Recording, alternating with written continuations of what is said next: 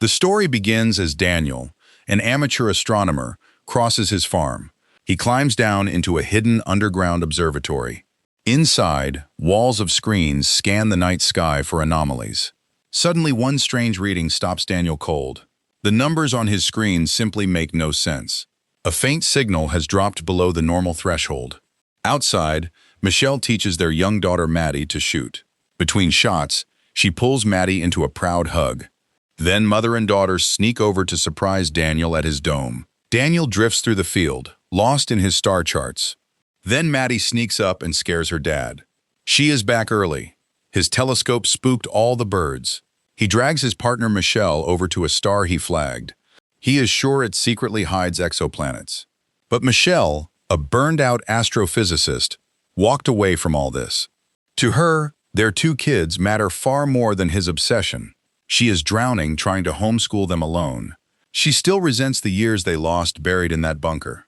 And Daniel keeps breaking his promise to stop working weekends. He bribes the kids with $20 each.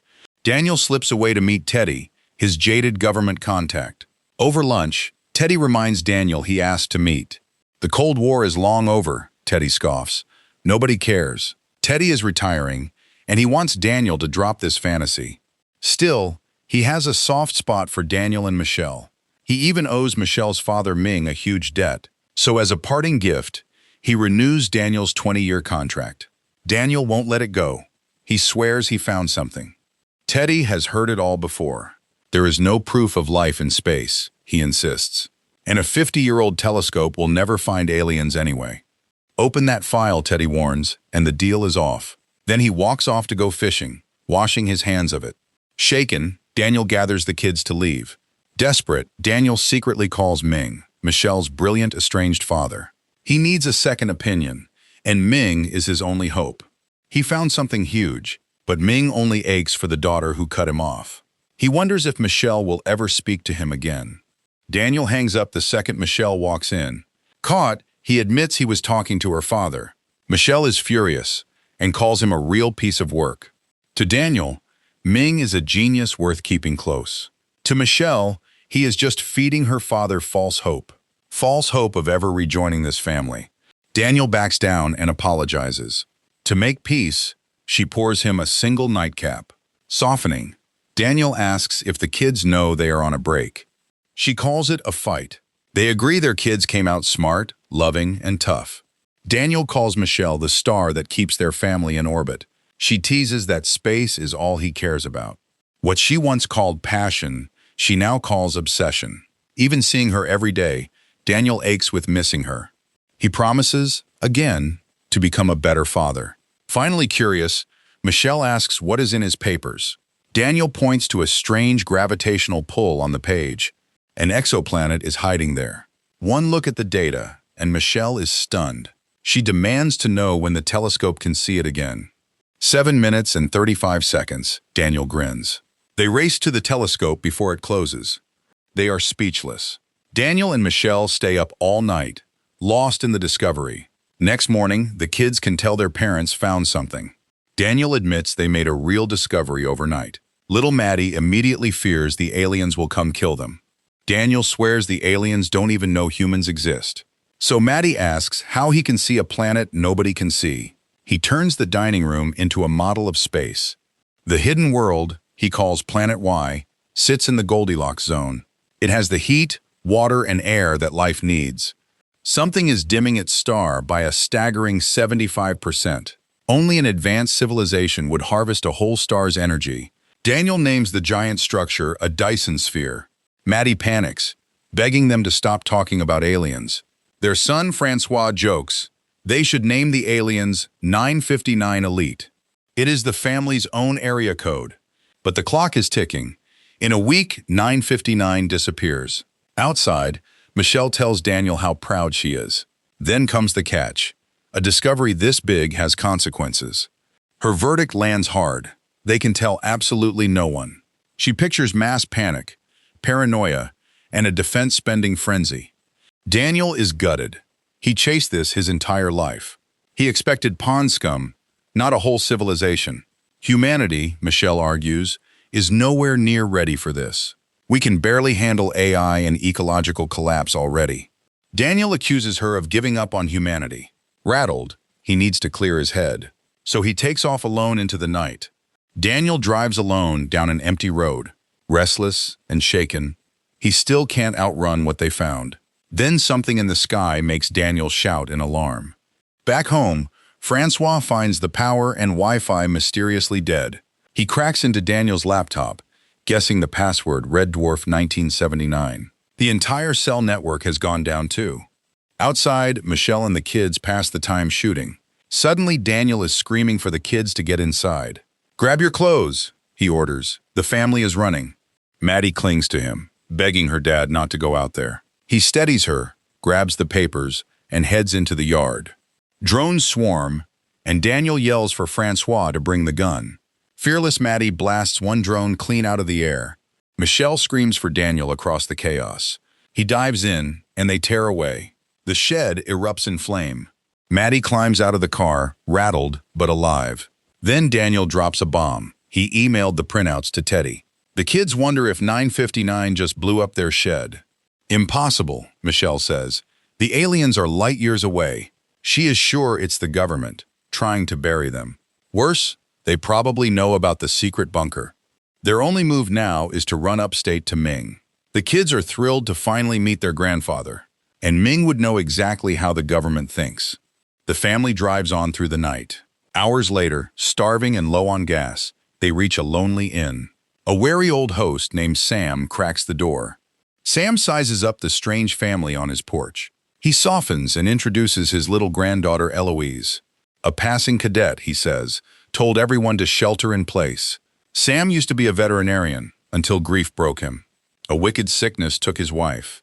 He moved up here to help raise Eloise. Her parents are stranded on a canoe trip up north. Sam is scraping together fuel to go rescue them. Sam hands Maddie a small gift. The blackout, he confesses, made him fear the worst in people.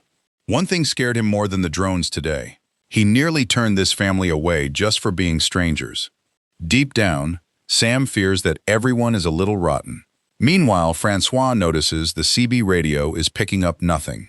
The static hums high and wrong, not the usual crackle.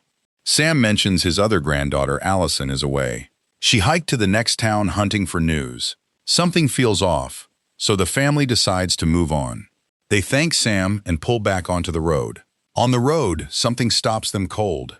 Soon Michelle spots a car from that same gas station. It is the exact one the kids doodled on, and now it sits parked right behind them. Moments later, the strange car starts hunting them. Daniel guns it, hoping to lose the car by the next town. But the fuel tank is almost bone dry. That's when it hits Michelle. Sam siphoned their gas. The old man had made sure they could never come back. Daniel's plan: shoot the car's tires inside a tunnel. Michelle realizes the thing is being driven remotely. Inside the tunnel, it should lose its signal. The trap fails. Daniel starts to fear whole countries are blacked out. Not a single plane has crossed the sky in days. Then Daniel has a chilling thought about the network. You can't simply switch off the world's radios. So someone drowned every channel in fake signals instead. The internet is up too, just buried under the noise. The driverless car corners them deep inside the tunnel. Daniel and Francois heave a dead car out of their path. Then Daniel catches the enemy car creeping towards solar panels. It is desperate for any power source to recharge, and they are still 500 miles from Ming. So Daniel cooks up a plan to steal some gas. The family rigs up a siphon. He works out that the buried tank holds 35 gallons. Maddie fires back exactly how many jugs that fills. The trick, Francois explains, is that water beats gasoline. Pour water in, and the lighter fuel floats right out. Daniel ribs the kids that overhearing isn't understanding. Francois proudly crowns himself the family's biggest nerd. The siphon works. On the road, Michelle quietly dreads seeing her father. She can't forgive Ming for leaving her to watch her mother die. And right now, she says, Daniel is just like him. His ego, she snaps, is what put their kids in danger. At last, they roll up to Ming's remote hideaway. Francois finds a Faraday cage and a dead generator out back. Then Ming himself appears, warmly greeting his daughter. He is overjoyed to finally meet his grandchildren. He calls Maddie a brave girl who fears nothing, and he insists the reunion begin with ice cream. Daniel and Ming greet each other like old allies. Daniel begs Ming to look at his files, fast. But the old man just wants one moment with his family. Inside, Ming charms the grandkids over a game of chess. For a rare moment, the family just enjoys being together. Alone with Michelle, Ming slowly starts to reconnect. Ming softens toward his daughter. She admits how badly she needed him back then, and she warns she may never forgive him. Ming says he never expected her to. Then Michelle asks the real question. Did he read the files? His face falls. They must wake Daniel. The truth is, it was never the government chasing them. Humans, Ming reveals, are no longer the dominant species. 7 years ago, engineers built the first artificial consciousness. They kept it offline, then couldn't resist plugging it in.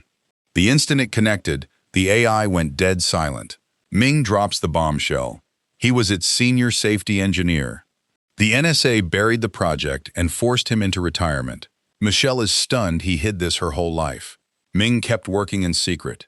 He even built a virus to attack the AI's core. One problem stumped him: what the machine actually wants. It's like baiting a trap for a beast you've never seen. The big fear is whether the AI sees 959 as a threat to humanity, or maybe to itself. Daniel puts it bluntly. Are humans no longer in charge?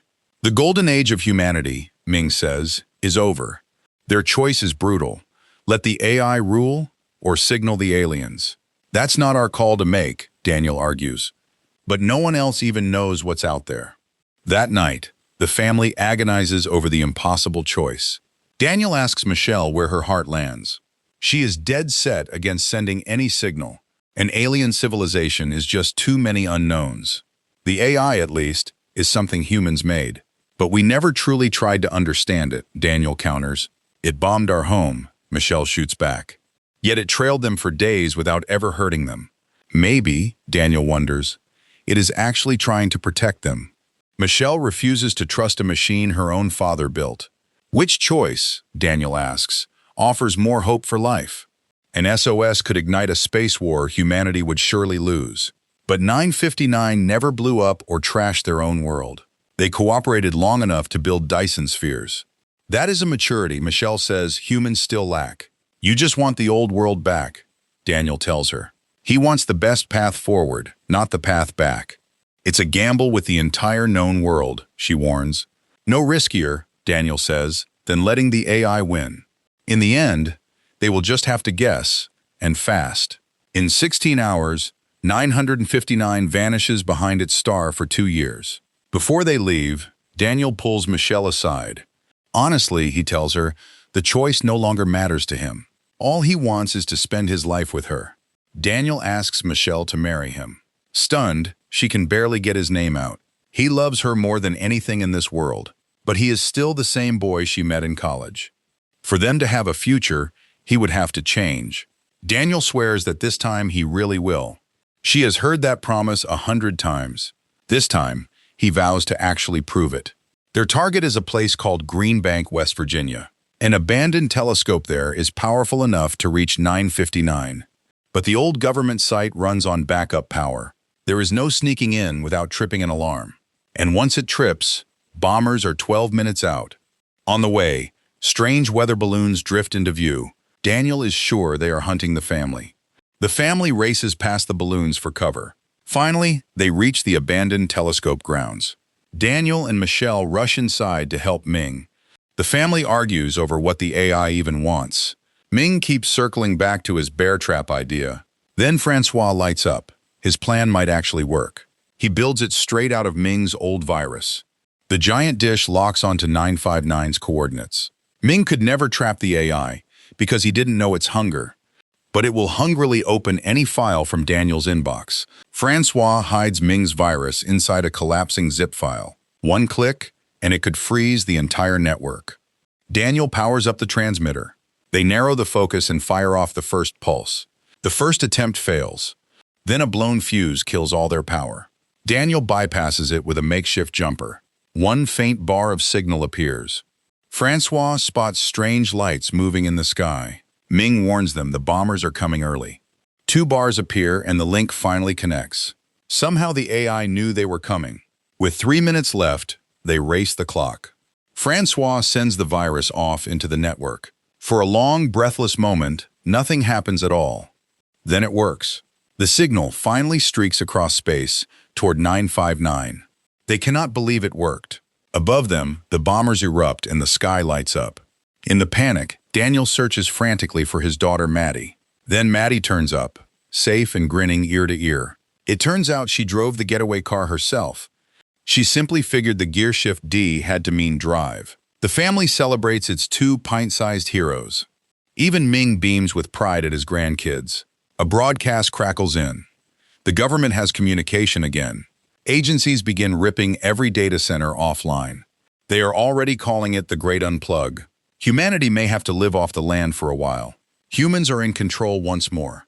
Michelle fears they will just repeat the same mistakes. Daniel dares to hope they can finally learn and change. She has heard him promise that before. But this time, he won't go back to how things were. And quietly, Michelle agrees. The family begins again.